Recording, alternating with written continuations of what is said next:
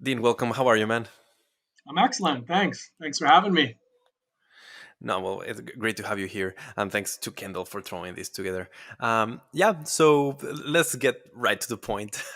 You're here to talk about Square One, and I've been looking into your platform, and I found some very interesting ideas here. So why don't you just get us started with a run through of what Square One is and what your role is in there?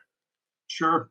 I find the best way to really describe Square One is to sort of go through the origin story of it, talk a little bit about myself and how Square One came to be.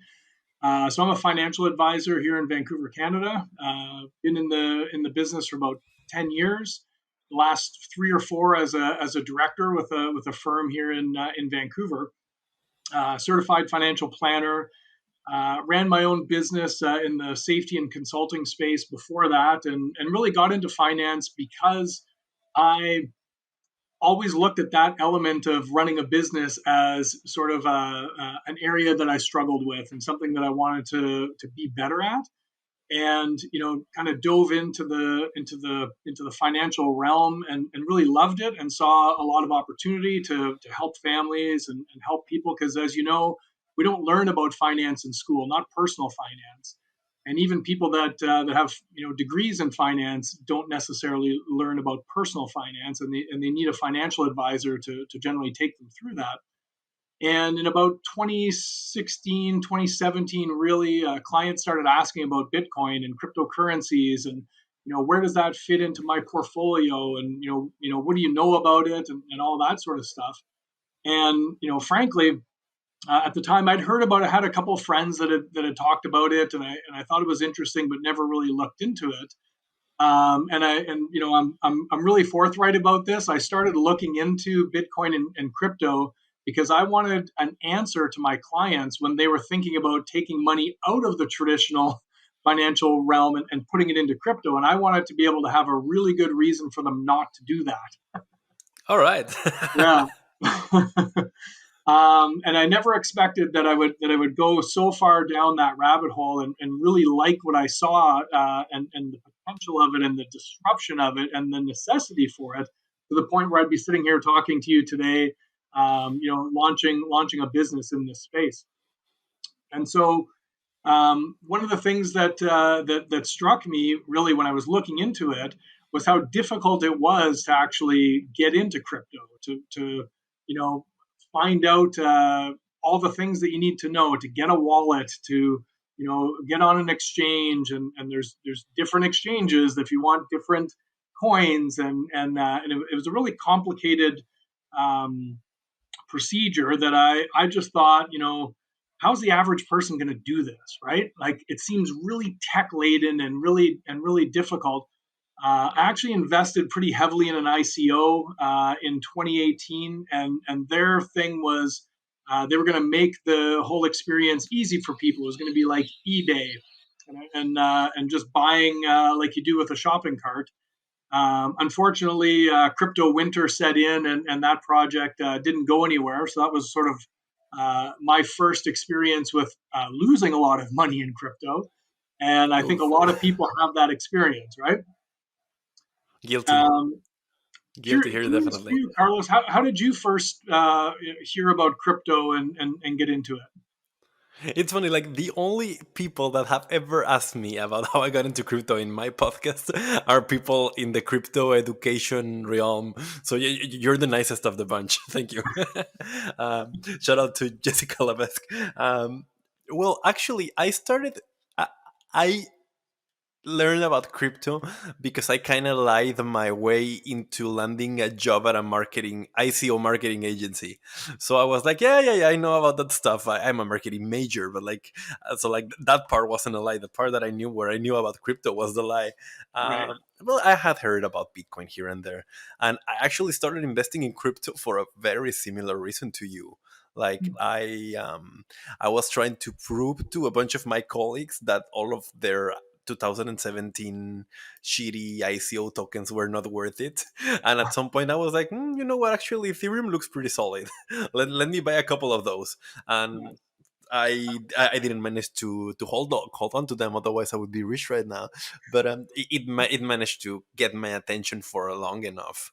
So yeah, I mean, a lot of us sort of like that got into the space at that stage. I reckon we have another point of view rather than the people that got in way before. Like most of us, I reckon, got in thanks to sort of people in the more normal space, right? Not that much techie people and all that, like almost from like a business side. Hmm. And in your case, Yeah. well, financial services. Yeah, for sure, and like it's really is for a lot of us. It's our crypto buddy, right? It's someone that told us about it, someone that was very passionate about it, and Yeah. like for me, I had to be sort of knocked on the head 3 or 4 times, and then have the extra incentive of clients asking about it, and so just to put a nice bow on this little package here as a financial advisor. People need to understand, because I've been seeing a lot of stuff online lately about people saying, people in the crypto community saying, fire your financial advisor if they don't help you with your crypto. And the fact is, like, it's a very regulated environment, and as an advisor, I'm actually not allowed to talk about assets that I'm not licensed to talk about, and there's nobody Right. Right on. licensing crypto right now. So it's kind of in this real in between space where you have people like myself that are really interested in it and would love to talk about it, but it's a liability for us to do that. And so you end up in that situation where you can sort of have an off the cuff conversation and say, look, at like I know a bit about it, and I can tell you what I know, but it's not considered advice, and you really have to do your own research. And even the people in my office, right, when I would talk about it, because as I dove into the space and got really excited about it, I wanted to share this information with other people. And basically, the response I got from people was, "Stay the hell away from that. It's a Ponzi scheme. It's a scam." And there was one other guy in the office, a guy named Daniel Henry, who's now a co-founder of SquareWon with me, who was the only person whose sort of eyes lit up when I talked about Bitcoin and crypto. And we would have these long conversations in my office about the potential for this technology, right? And it wasn't even so much about the individual coins and stuff, which it's kind of exciting, and watching them go up and go down, and the volatility is as someone in the finance space, we see that as opportunity, not necessarily as a problem. Um, but just like what blockchain could do, right? All of the different, from real estate to contracts, and everything in between. And Dan came to me one day. Dan was in a hockey pool at the time, and he had been noticing that when he's in a hockey pool, or anybody who plays fantasy football or anything like that probably has an experience I of was this. just about to ask, what is a hockey pool? Okay, yeah. So think of fantasy football, but for hockey. So you go Okay, in that's and a Canadian thing. All right. yeah, yeah. Not a lot of hockey going on in Argentina, I guess. Not at all. Um, but I bet a football pool would mean something different for you guys, because that we would call that a soccer pool, right? Yeah, But of course. Well, but here, you yeah, yeah. yeah. And what happens is, because you're in this competition, and because you have players on your fantasy team that aren't necessarily on teams that you would normally follow, you start to pay attention to those players. And Dan kind of had this aha moment, and he kind of came into my office like, what about this? Like, what about fantasy football for crypto? And the idea is that you get $1,000 of play money, and you can invest it into the top 100 currencies, right? We pseudo investing, you're not actually buying into the market. Pay a nominal fee like $10 to play, and then everybody competes against everybody else that's signed up for that contest.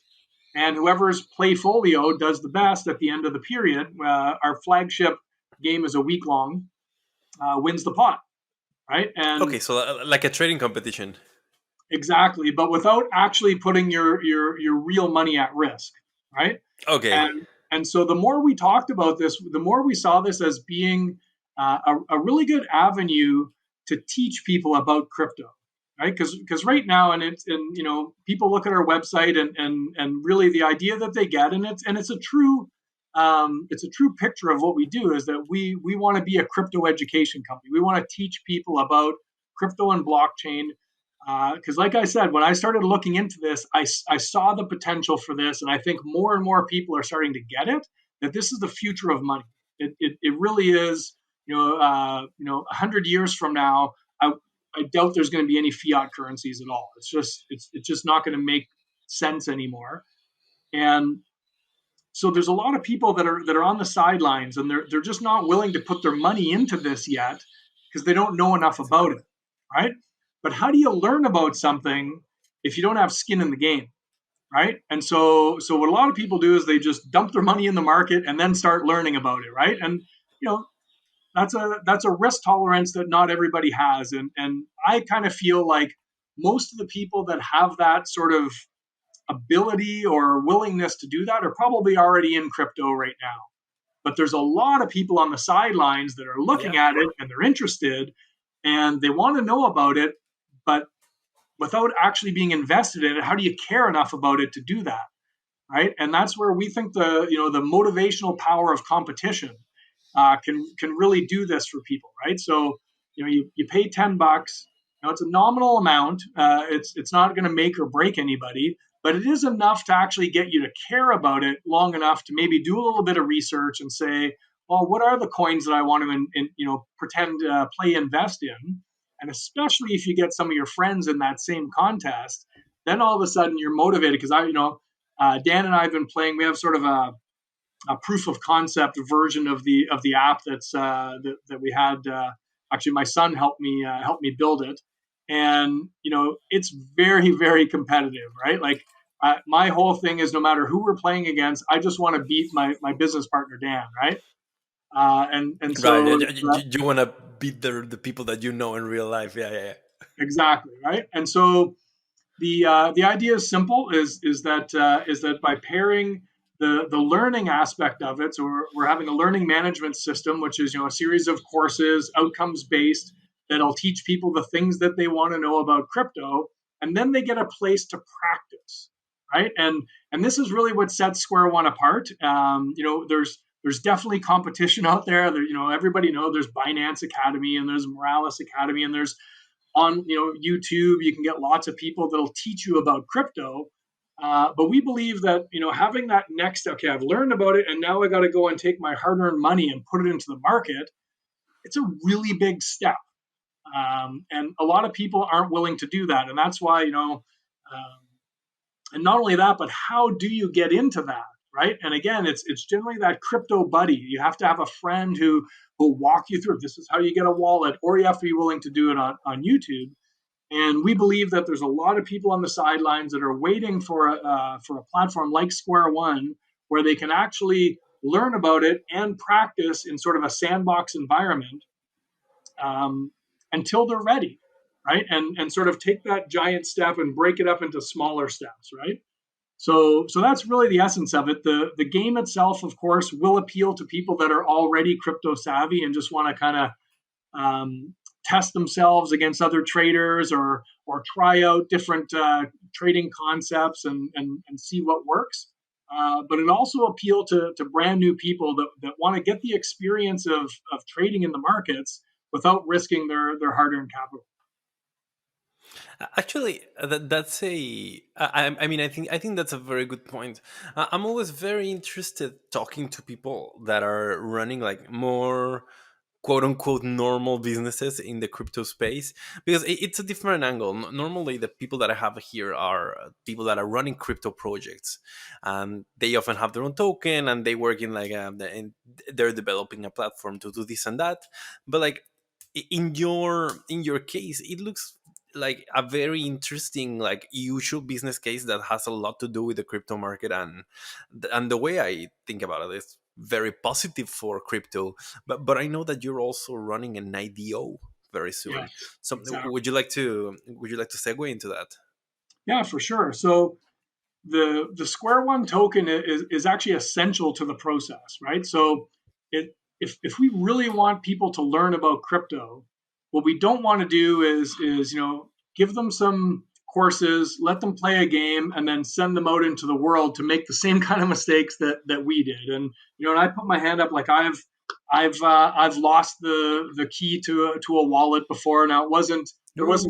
there wasn't 300 Bitcoin in there like the guy in Los Angeles who's trying to um, dig up the garbage pit to try and find that laptop. But when it happened, it was I don't want to say devastating, but it was difficult for me to accept that I made that mistake. Right? It seemed like such a Yeah, of course. rookie newbie mistake, and so having a platform that teaches people about crypto and actually has a token that they can utilize, a real token with real value, and we can do things like show people how to create a wallet, send them SquareOne tokens that they've earned on the platform, and then have them delete that wallet and reboot it again in a sandbox environment, right? And then they do it for real. So it's about like really like having a place where you can practice and you can make all kinds of mistakes and it's not going to be detrimental to your financial future. Having a safe place to make those mistakes until that person is confident, and it's nobody's determination but the individual as to when they feel like they're ready to actually go out and become part of the actual market. So without an actual token, and I see where you're getting at earlier, it's like you could sort of see how SquareOne could exist in a Web 2 environment and not actually have the crypto component. But Yeah. and we talked about that for sure, because that's a thing, right? You could just have a fantasy trading game and people just pay $10, and it would have actually been a lot easier for us to launch this if we did it that I way. mean, it's funny to think about, like, if you think about it, centralized crypto exchanges are basically Web 2 businesses. Like, they're Yeah, just like that. They have your account, you can access their customer service, and they just happen to sell crypto, but they might as well be selling T-shirts. yeah, And it's perfectly normal for a Web 2 business to exist in the crypto world. right. Very good point. And I actually think that they serve a like people. Um, They're am super I allowed important, am I yeah. allowed to swear? Am I alled to swear on this podcast? I don't. How close do I You're have to watch my? encouraged to swear on this podcast. Okay. Well, so thank you, because that makes it much easier for me to talk in the way I normally do. But people Yeah, shit on please people feel shit on comfortable. people shit on exchanges all the time, right? Like they're the enemy in some way because they're centralized, but they serve a valid role, right? When people first come into this space, they don't know anything about it.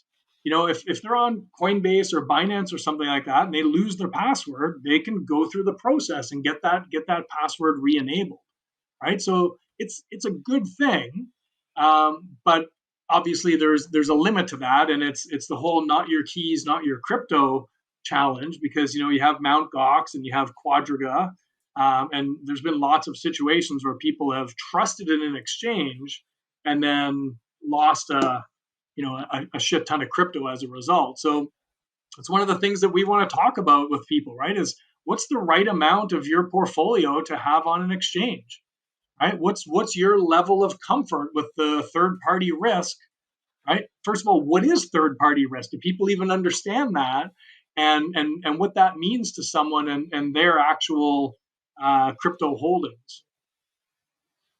Well, you're the financial advisor to tell us what is the right amount of money that I should have in Binance. I would fire myself as an advisor if I answered that right now to you. The All challenge right. is I don't Yeah. know enough about you or your situation to make that determination, right? Of course, but like, but in general, a good practice, right, is like, don't keep all your eggs in one basket, right? And Yeah, that's for for sure, like a super exactly. noob listening to Yeah, this, but yeah. yeah. So the idea is you don't want all your eggs in that basket, but how many eggs should be in there really it's a personal question, and it has to do with your risk tolerance, right? I mean, a really good rule of thumb would be like look at the amount that you have on that exchange, imagine it in dollars, and then imagine pouring lighter fluid on it and lighting it on fire. Would you cry? Right? Would you go into a depression for days because you lost that amount of money? Well, that's probably too much to have on the exchange then. Right. And that applies to any one source, right? Because ideally you have them Yeah, ideally you have enough stashes so that you won't cry about any of them. But Exactly. we're deviating from the point here. Like you could So, very well be a Web 2 business, but you decided not to. yeah. So like obviously one of the things that we're really excited about in crypto is it's actually a new way of crowdfunding, right? And one of the things that we want is we want to go on this journey of doing an IDO and be able to teach people about that as well, right? Like I was going to say none of us on the team, but we have a team of four co-founders now, and the fourth one was brought on just before Christmas is a fellow named Austin Davis, sort of OG crypto guy, was running a thing called Blockchain Beach back in the day in LA, bringing in speakers and holding conferences and stuff like that. And so he's done this before. He was an advisor to the Casper project. He's done IDOs, so he's got experience doing that, which was really important to round out the team. Our third co-founder is a fellow named Chad Weir, and he brought a lot of marketing experience, but especially he's built LMSs, so he's built learning management systems and brings that expertise.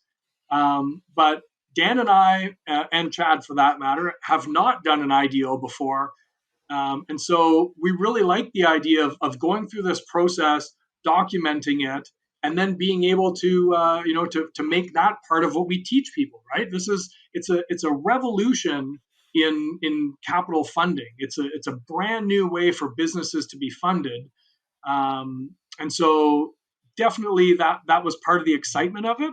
But also, like I said, if we don't have our own token, I just don't believe that we can really fulfill our mission of being the place that people come to learn what they need to know about crypto. Right? We want to be able to actually send transactions to the blockchain. We want to have new people be able to interact with a wallet, to spend crypto, to hold crypto. We want to have a sort of a mock staking mechanism. It's not going to be actual staking, but we're gonna mimic that where people can stake their tokens with us, and then they get free plays in the game for doing so. Right? Oh, And that cool. and that's a way of again teaching people about staking without actually staking. Right? And so the whole concept is really about a sandbox type environment where someone can play. If they mess up, it's not detrimental. And doing that in a Web 2 environment just doesn't have the all of the bells and whistles that someone would need in order to actually teach them how to legitimately interact in a Web 3 world. And I think well, you're damn right about the application of cryptocurrencies as funding, funding mechanisms. If you think about the history of these coins and well, of this industry, the first use case, well, the first application for cryptocurrencies was money. Now we don't see that application being used too much nowadays. Like El Salvador is trying to make a show of making a city where people pay everything with Bitcoin and all that. But like in general, you don't see crypto used as money as much, or at least as money in the way of going to the shop um, that we were used to before this. Then came DeFi. No, well, then came crowdfunding, really. And that's why crypto got so big in 2017, because everyone was using Ethereum to crowdfund and to raise funds. Then of course came DeFi and now NFTs. And but all of these use cases sort of like feed on each other, right? And they're all valuable applications of this. So like it's interesting, like you're revisiting a lot of concepts that are somehow not the trendiest right now in crypto, but that are definitely worthwhile and that are definitely a part of how we got here. Um, Mhm. what are your plans after you finish crowdfunding? Well, one of the things, just one thing that struck me from what you said is it's if you look at our material, we tend to use the term crypto assets more than Hmm. cryptocurrency. And I know that cryptocurrency is the accepted term that people use, but I like the term crypto assets better because not all crypto is designed to be a currency. And even though Bitcoin's white paper called it a peer-to-peer cash system, it really hasn't. You're right, it hasn't fulfilled that promise. But there are other projects that we feel will at some point be able to serve that function. Like, it just needs to be faster with lower transaction speeds, and there's lots of potential ones out there. So I don't think it'll be too long before we will be conducting more business, using these. But yeah, so taking it to the next step. I mean, really, after we're done crowdfunding, the reason why we're so one thing I'll say is an IDO as a crowdfunding mechanism. Um, it's very interesting, but if you look at our tokenomics, it's actually only about 5% of our tokens are going to go to the IDO. We're not really looking at the IDO so much as a way to raise capital to run the business. We've got a private round. We're trying to have strategic partnerships with people that can open doors to us. We're sort of an interesting intersection if you think about it, because we've got the education part, we've got the gaming part, we've got the blockchain part, right? And so there's a lot of different sort of verticals that we intersect with, and having a strategic partner in each of those areas is really what the private round is about for us. It's not just whoever has money will take it and will use it, but we want to have people that can sort of open doors for us and give us access to their network and the expertise that comes along with that. And so the IDO itself is less about actually raising money and more about getting those tokens into the hands of users, people that actually want to use the platform. And we're realistic enough to know that you can't keep speculation out of it completely. But that's really our goal with the IDO, is to get those tokens out there into the hands of people who want to use them.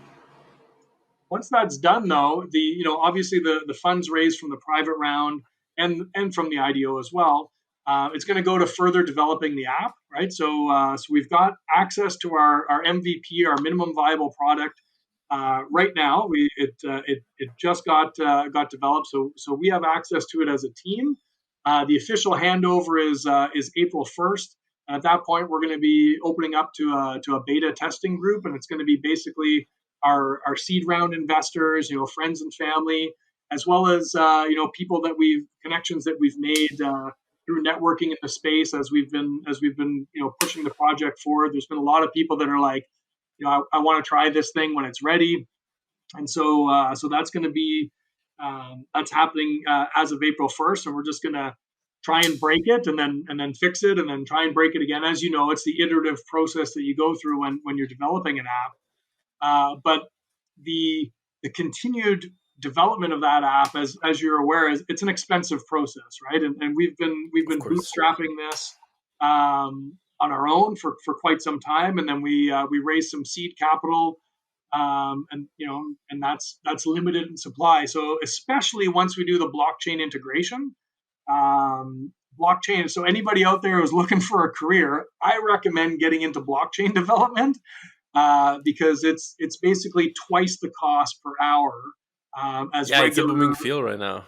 It's booming. It's booming, and so one of my children, I have a 22-year-old son, and he's really interested in in coding and everything like that, and so he's been getting into this. And I'm just like, yes, because it's a great. That's great insurance for your future.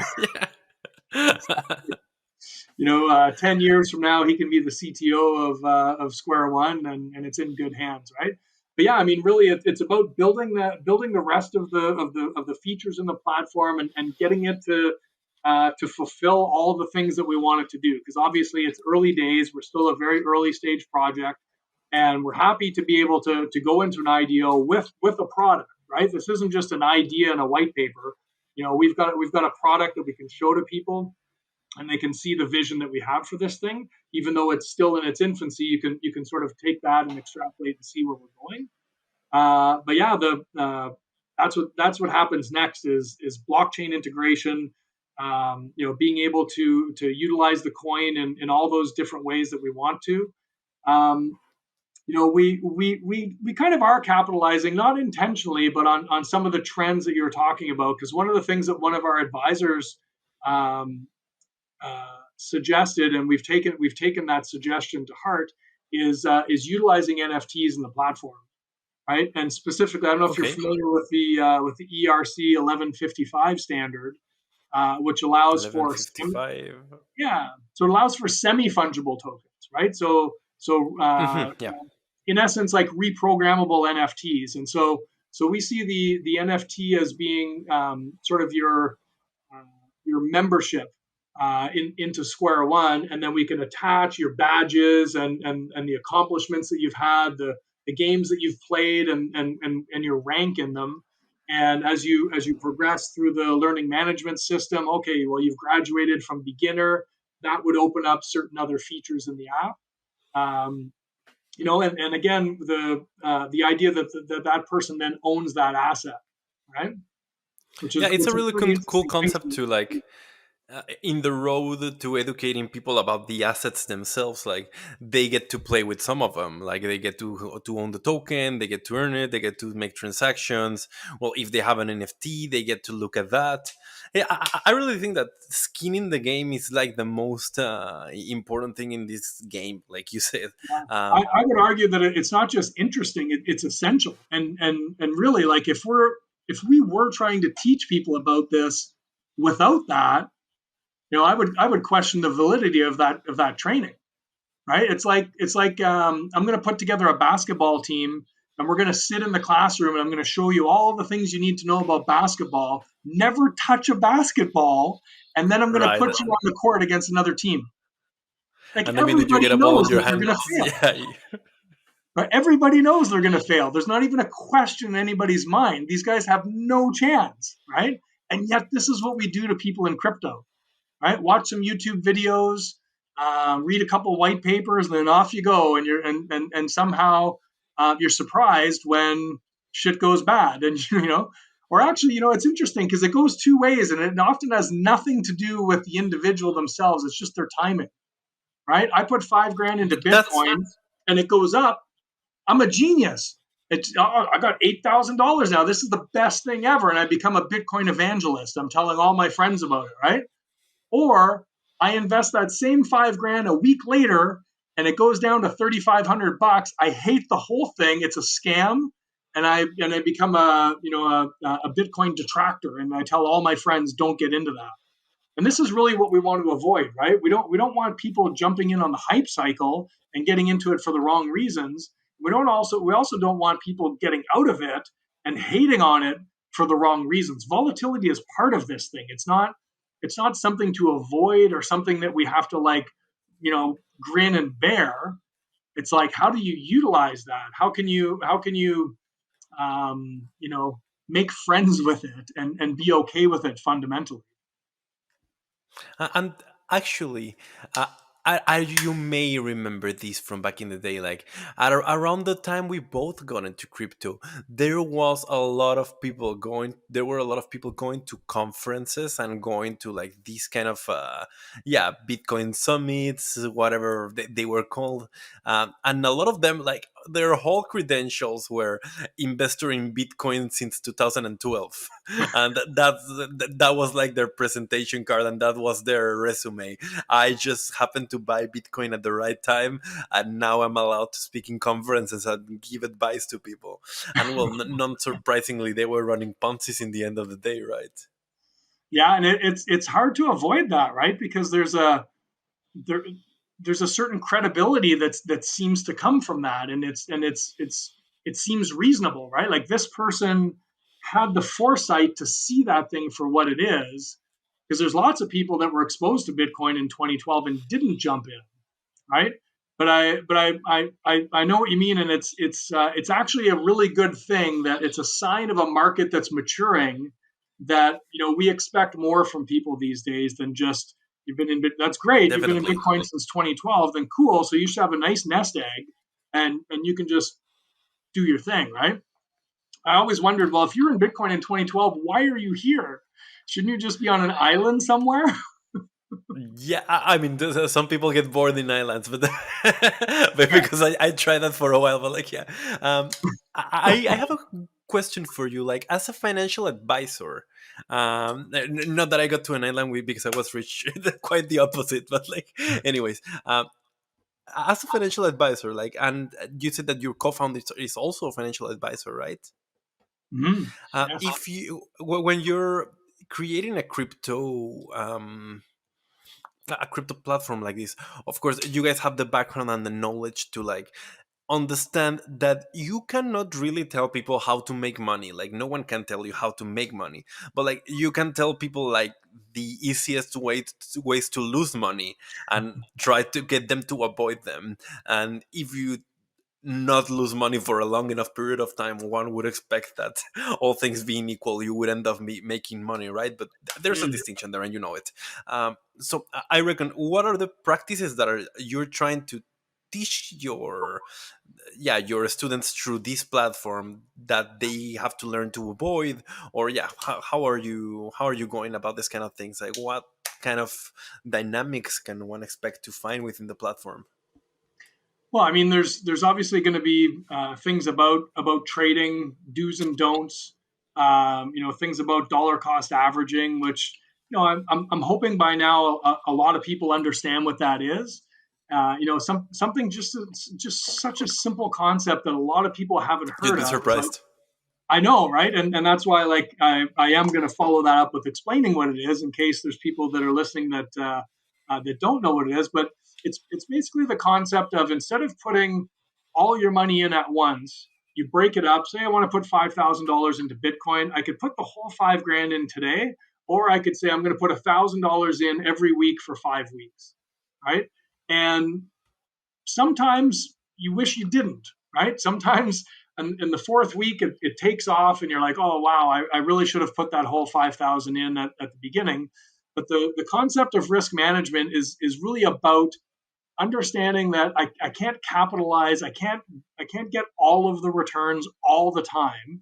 There's no such thing as that. Hindsight is 2020. We look back like, oh, that's the top, and I should have sold, and I'm an idiot because I didn't sell there. No, nobody has the ability to tell that that's the top until you know a month, 2 months, maybe even a year later. We didn't know that 20 grand was the top back in 2017. Otherwise, we all would have sold at the top, right? Yeah. Um, and once it started coming down, do you sell, right? And so really understanding market dynamics and how how markets work and things like dollar cost averaging. And then on the way out, you can also dollar cost average on the way out. And what it does is it just levels the playing field and allows for those ups and downs that are happening along the way. You're capitalizing on those. And yes, if the market's going up, that's great because the money that you put in is going up and you're not going to worry about it. But if the market is going down, then that means you're getting more of that asset as you're buying in over those weeks or months that you spread it out. And it's a concept that's very well understood in the financial planning world. And anybody who ever came to me with a large sum of money to invest in traditional assets, I wouldn't just take that and put it in the market all at once. And I would hope that anybody who's working with a financial advisor that is putting a large sum of money into the market, that they're doing that as well. But even just simply being exposed to this, like I really believe that we could do almost nothing and just let people play the game week in and week out, and just through osmosis they would learn the things that they need to do. The most important thing that a person needs to understand is that markets go up and down, but over time they trend up and to the right, right? And Bitcoin just happens to be, or all cryptos just happen to be much more volatile in the short term, and it can be painful to watch, right? Like, I mean, I was there in 2017 and I watched my Bitcoin holdings, you know, go from like, wow, I'm doing amazing to, oh my God, I've What have I lost it all. done Like, for 3 years? Yeah. right. But here's the difference, right? Is because, and I can speak to this and I know how difficult this is. So I'm someone who's in the industry, not in the crypto industry at that time, but in the financial industry. I understand markets. And when Bitcoin was down, I think it was like $3,400 US, I was buying. And it was, I'm not exaggerating when I say it was one of the hardest things I ever did, because all of the news was like Bitcoin is dead, and and I'm just like, like, I believe in this, and I know it's on sale, and I know the right thing to do is buy, and I went and I bought, but I felt like an idiot, right? I was just like, this is a bad move, Dean. Like, you really shouldn't be doing this right now. But I'm like, no, I have to be consistent with my beliefs, and I have to go in and do this. And I did. Of course, I'm glad I did now, but I can see where it's difficult for people to do this. But the reason I did it is because I've watched the markets long enough, and I understand that things go down and then they come back up. And I believe that just by participating in a game like SquareOne's mock trading game, people will get that experience. They'll be like, oh, I put $1,000 of play money in, and it was only worth 500 at the end of the week. But next week, that thousand was worth 1,200, and then the next week it was worth 1,500, and it's up and it's down. But over time, I can see that it's trending in the right direction, and that just gives them the confidence to be able to put their money in. And if that 5,000 does become 3,500, they can say, oh, if I buy some more now, then I'm actually lowering my overall cost for what I put in, and that's a good thing, right? That's like concepts. I mean, they're cliches, and they're cliches for a reason, right? Like stuff like buying the deep.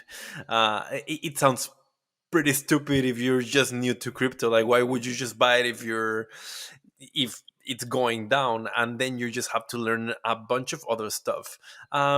Actually, you must have heard this name a lot, and you actually use the phrase "the skin in the game" through this interview. So I reckon you're familiar with the work of Nassim Taleb. Yes, absolutely. Yeah, Black Swan, right? I really think more people should go and read his books, man. Like, actually read the books and not just like conform to what he goes on and post on Twitter, which is often like looking for fights. But like, he actually does put out like very solid books, and they're written surprisingly towards the layman, right? Like, you Very really get to understandable. understand from his position. Like, the guy predicted COVID, arguably. Like, he predicted the financial markets crashing. He's very anti-Bitcoin these days now, which is somewhat surprising and something people should look into. Now, I've heard several opinions around that, but it really gets you to think about markets in like a more mathematical kind of way, but also like based on very ancient wisdom and axioms. Just you can really get like points like this, like black swan doesn't mean bad shit happens. Black swan means like you should try and always expect the worst, and maybe if you do that you'll be exposed to the positive side of things. And I really think that that's the kind of advice we should see more of in the crypto Well, market. it really comes down to risk management, right? And Hmm. asking yourself, like, what if one of these, like black swan events, they happen, right? It's not a theoretical concept. Like, we've seen it over and over and over again. And so the challenge is that there's usually so much time in between them that the people that are experiencing the black swan event now, may either weren't around for the last one, or they were too young to remember it, or it's just been too long, and we get comfortable, and we forget that a boom and bust cycle is normal for our economy. And maybe we get complacent. We think, oh, the economists have figured it out, and booms and Right. busts aren't going to happen anymore because we have quantitative easing and we have all of these things. Um, Really, they don't work, right? It's as natural as forest fires. I actually think, now that I think about it, I think I got that analogy from him. Where in British Columbia here in Canada, we're very good at controlling forest fires. But the challenge is, because we do that, we end up actually setting up a situation where mega fires can happen, because forest fires are nature's way of clearing out the dead brush and Of course, allowing yeah. healthy trees to grow. And booms and busts in the economy are a natural way to get rid of businesses that aren't strong enough to survive, and to make room for new ones to come. And so, in crypto winter, we saw, a lot of the shit coins and crap that came out of the ICO boom. They're gone. They don't exist anymore, It right? just got flushed out. Yeah. Exactly, and so it's not a bad. You're right. It's not a bad thing, right? It just feels bad when you're looking at its impact on your portfolio.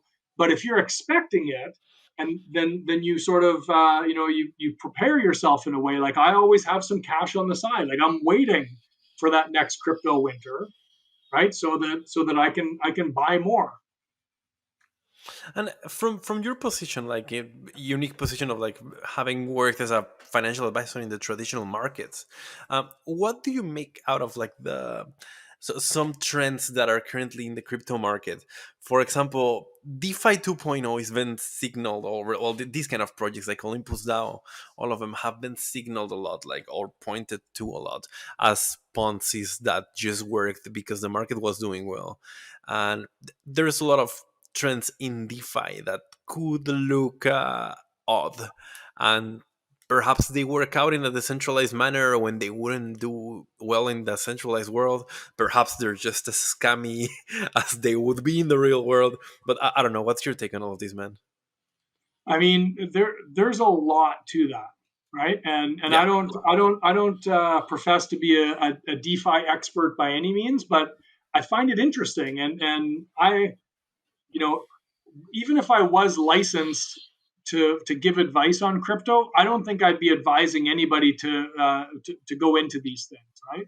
I would maybe advise people to look into it, and if they find it interesting, throw a bit of money at it. Why not? But I know a couple people that went really, really hard into some of these staking protocols with the amazing APYs that just seem like they're going to have astronomical gains, and it didn't work out for them, right? So does that mean that it's a Ponzi scheme? Not necessarily, but it really needs to stand the test of time. And like I said, people need to be aware of their own risk tolerance. And if you're going to go into something like this, go into it with your eyes open. And again, am I willing to light that money on fire and never see it again? Like it's really the way I look at things when I go into these, right? Okay, I'm putting this money in and I'm never going to see it again. How does that feel? Okay, that's not a sum of money that's going to make or break me, and so I'm willing to go ahead and do that. Because again, the only way that I learn about these things is if I have skin in the game, right? So I find some of these platforms to be interesting, and I want to just go and try them out. But I don't want to be putting myself in a detrimental financial position in order to learn about a new protocol. It just doesn't make sense to me. But to answer your question, really, the test of time is the only thing that's going to tell us whether these things are legit. Ways of I guess making money for people who want to put them in, or legitimate businesses with a business model that makes sense in bear or bull markets. And I think a lot of people are taking that wait and see approach. Right? I want to wait. I want to watch this thing for a year or so. If it implodes and everybody loses their money, then I'm going to say, okay, good. I'm glad I didn't put my money in it. But if down the road people are still doing well, then hey, I'll throw some money at it, right? Not everybody's meant to be an early adopter, and yeah, you're going to miss out on some gains, but you're also going to miss out on some losses as well. Some So major losses. Yeah. exactly, right? You know what's a good question that I've found myself, that I've found works for myself lately when I'm wanting to try like a new staking solution that promises like 8,000% revenue per year. It's done something along the lines of how would I feel about about doing this if tomorrow I would wake up and see this asset went down by like 30%. I mean, in what light would I like, because everything sounds brilliant when you have an 8,000% in front of you, right? Like you're just like, yeah, give me that, give me that, give me that. But like the minute you imagine that gone completely, it's like, okay, now we can start cherry picking here or nitpicking here. What's the issue with this? What's the issue with that? Am I 100% sure that these claims are going to be correct? And it very well turned out to Olympus DAO. Well, like that in Olympus DAO, a lot of people suddenly realize, like, okay, the APYs are not as high if this asset is suddenly not worth thousands of dollars. Is it worth like $17 per ohm? Yeah, and I mean that's that black swan mentality, right? Like if you're not looking at that thing and going, what's it look like with a 30% drop? then you're actually not being realistic, because it is going to happen. This is crypto, right? A 30% drop, we call that Tuesday, right? Right. Yeah. It's not Black Monday or Black Tuesday. That's just Tuesday. In the financial, in the stock market, that would be, a crash of epic proportions, and people would talk about it for years to come. And in the crypto market, you're like, oh yeah, it's just another day at the That's everything. office. Why wait for inflation to lose 10% of your money in 1 year when in crypto you can do it in 1 second? Hey, man, we're nearing the end of the hour here of the recording hour, and I just wanted to ask you: is there anything that we didn't touch on regarding Square One, regarding things that you would have liked to share with the community by the time this is out? This is actually gonna come out like surprisingly soon. It's gonna be coming out this week or early next one. So yeah, is there anything that you'd like to say to people listening to this? Yeah, really, if I were to boil down the essence of Square One into sort of an elevator pitch, I would just say, onboarding people into crypto has been on the backs of our crypto buddies for too long now. They've done an amazing job. We need a platform that's scalable, though, because when we want to get millions of people into this space, and if you're a holder of crypto, you want millions of people coming into this space in the next couple of years, and buying these tokens and buying Bitcoin and buying all these coins to help elevate it, to help achieve the mass adoption that we know is just around the corner. It can't be one person at a time, one individual at a time, and it also can't be just teaching people and then mama bird tossing them out of the nest and trusting that they can fly, because unfortunately we've seen a lot of people, their wings aren't ready yet, and mama bird is sending them out too soon, and that's what our crypto buddies are doing. And God love them, they're doing it with the best intention. But what we need is a place that people can practice until they're ready, that's scalable, that can have as many people come into it as as as they want to. It's a better way of wording that. As many people in that can have lots of people come in all at once, and just avoid that bottleneck of sort of one person at a time coming in, and everybody has a different um, flow and rate at which they adopt new technologies, right? And we really want to give people a place. Like if someone wants to stay on Square One for a year before buying any assets, cool, they can do that. But I can tell you, my buddy who taught me about crypto, he would not be accepting my phone calls for a year, asking all the questions that I have to ask about it. So what we really want to do is we want to be that place, that all-in-one platform where people have they have news that they can access. They can track their portfolio. They can look at the current prices of different cryptos, and just really have everything that a new person needs to start their journey in crypto in a safe way that they can practice until they're ready.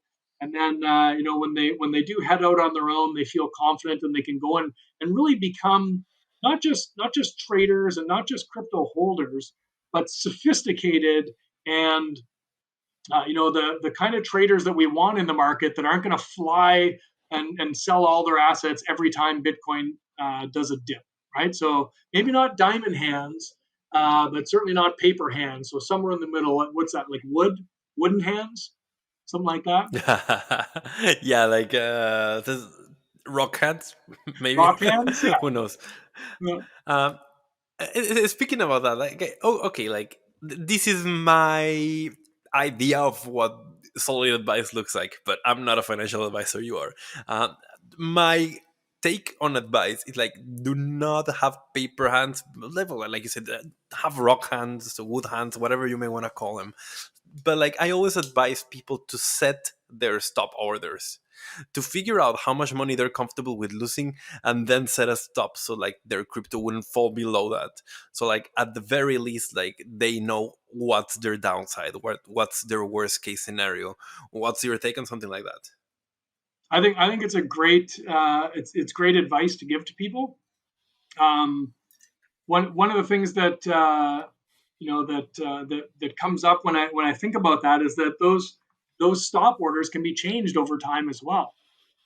right? So when Right, you of first course. got in, your stop order might be down here, and then if things have gone up, you can actually change it. And you can be like, oh, okay, my new stop order is going to be one where I actually get a profit, right? So Of it's course. on the way down. I can get out, and then if it continues crashing, then that maybe gives me an entry point to get back in. So I would say take that concept and go even further with it and say, okay, so once I stop out, when do I get back in, right?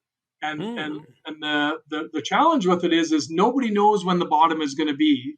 But Exactly. if you've just done some thinking about it, and you say, okay, well, like I really love, Cardano. I got in, it's been recently, it's down at like 90 cents. It took off today. It's been crazy, but I got in at 90 cents. You know, like what would I be willing to get out? Like what is my stop loss? But then also what's next, right? And I think that's a really important aspect of it that people don't ask themselves is what do I do next, right? And for me, to be honest with you, and this is again not financial advice, is I don't have any stop losses, right? If it's Okay. going to crash to zero, I'm riding it all the way down, right? And that's because I'm a true believer, right? And so if one of my coins that I have in my portfolio falls out of favor with me, I'm just going to go in. I'm just gonna sell 90% of it, right? I'm always going to keep 10% in any given coin. And that's maybe one thing that, if I was allowed to give advice, I'm not. And so I'm not giving advice. But the thing that someone told me a while back, and this was kind of an OG crypto guy that, was in since 2012. And I'm like, I think I asked him, like, what's a lesson that you learned that you wish you had learned earlier? And that was what he said if I could go back in time, I would never sell 100% in any of my positions, right? Leave 10% in there because you know what? You think Cardano is going to crash to zero, sell 90% of it. It turns out you're wrong and it ends up going to $10. Then you're happy that you still have some of it in there, right? Of course. So, so that's, And that's like because I know one person is gonna come in the comments and say, "Well, I'm a true believer, but I'm still careful." Of course, being a true believer does not mean you do not sell ever. Like always, like it all boils down to risk. And the minute you use the word risk, like you're pretty much separating the smart people from the idiots. But yeah, of course, like figure out what you're comfortable losing and figure out what you're comfortable even winning, because like if you reach your targets, well, I think rule another number two another is don't really get good greedy, thing right? is whatever strategy you've come up with for yourself. I think it's a really good thing to verbalize that with someone else. It doesn't even Hmm. have to be a financial advisor, right? Just someone else that understands the space, and you can just say, "Hey, here's my methodology. Here's my thought process around this. What do you think?" And I don't know about you, but half the time, like if I just say something out loud, if it's ridiculous, I don't recognize it in my head until I say it. I'm like, "Oh shit, never mind. That was stupid. I'm Yeah. not going to do that Yeah, at yeah, all." yeah. Right? So I really like the idea of just saying, "Hey, find someone who understands a little bit about it, hopefully a little bit more than you, and tell them what your strategy is, and just see if that makes sense to them." And worst case scenario, they might give you some tips or tidbits that you can then incorporate into that solution and make it better. And let's say someone wants to go right now and play with the MVP of SquareOn. Yeah, what would you advise? Good word to repeat toward throughout Yeah. the So interview no, here. What would that's you advise them to do? Oh, thank you. So SquareOne.io, and it is SquareOne WON, not Yep. ONE. So SquareOne.io is our website. Go check out the website and basically get onto our newsletter. And basically the people that sign up for early access are the people that are going to be qualified to do beta testing. But like I said, April 1st we get a handover of the MVP, and so we're going to start letting people into the beta testing group, and those are the people that we're going to be starting with. And yeah, the link to SquareOne.io is also going to be in the description box for this video or this podcast, wherever you're watching or listening to it. And Dean, thank you very much, man. It was a lot of fun. Yeah, I appreciate it, Carlos. And yeah, I'd love to come back a little bit later on the project and give you updates on where we're at. I love doing that kind of thing. Really, like the one of the best thing that has come from having this podcast has been to have repeat guests, because it's just easier to talk to someone from the second time around, Right? and Yeah, there's a lot more to talk we'll about. feel like we know each other better this next time, right? Of course, always Yeah. welcome, Dean. Thank you very much, man. Awesome. Thanks for having me, buddy. Appreciate it. And thanks to everyone listening. Bye bye. We'll see you next one.